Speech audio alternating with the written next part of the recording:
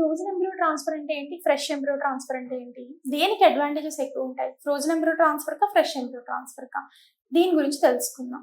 This is doctor Kavya, fertility expert, 49 hospital, Vizag branch.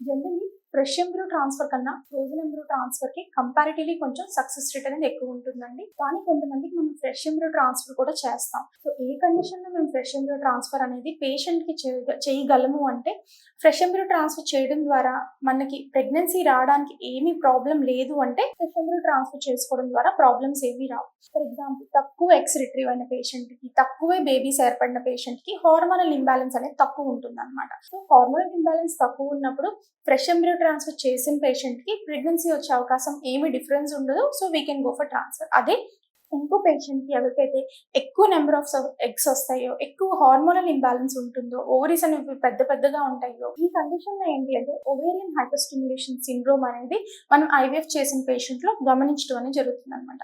So ఈ conditions లో frozen embryo ట్రాన్స్ఫరే better option గా ఉంటుంది. వాళ్ళకి ఫ్రెష్ ఎంబ్రియో ట్రాన్స్ఫర్ చేయకూడదు. ఇది ఒక్కటే కాదు, ఫ్రెష్ ఎంబ్రియో ట్రాన్స్ఫర్ కన్నా ఫ్రోజన్ ఎంబ్రియో ట్రాన్స్ఫర్ కి చాలా అడ్వాంటేజెస్ ఉంటాయి. ఎందుకంటే ఎక్స్ట్రా ఎంబ్రియోస్ ఉంటే మనం ప్రిజర్వ్ చేసుకుంటే, ఒకవేళ మనకి ఫస్ట్ ఎంబ్రియో ట్రాన్స్ఫర్ లో ఫెయిల్ అయినట్టయితే ఈ ప్రిజర్వ్ అయిన embryos second or third embryo transfers లో యూస్ చేసుకోవడం అనేది జరుగుతుంది అనమాట. సెకండ్ ఏంటి, హార్మోనల్ ఇంబ్యాలెన్సెస్ ఉన్న ఆ బ్యాలెన్సెస్ అన్నిటిని, అబ్నార్మాలిటీస్ ని కరెక్ట్ చేసుకున్న తర్వాత ఫ్రోజన్ ఎంబ్రియో ట్రాన్స్ఫర్ అనేది చేసుకుంటే సక్సెస్ రేట్స్ ఎక్కువ ఉంటాయి. కొన్ని కండిషన్స్ లో మేము ప్రీజెనెటికల్ టెస్టింగ్స్ చెప్తాం. అంటే బేబీ ఏదైతే ఉందో దాన్ని బయోప్సీ చేసిన తర్వాత ఎంబ్రియో ట్రాన్స్ఫర్ అనేది చేయడం అనేది జరుగుతుంది.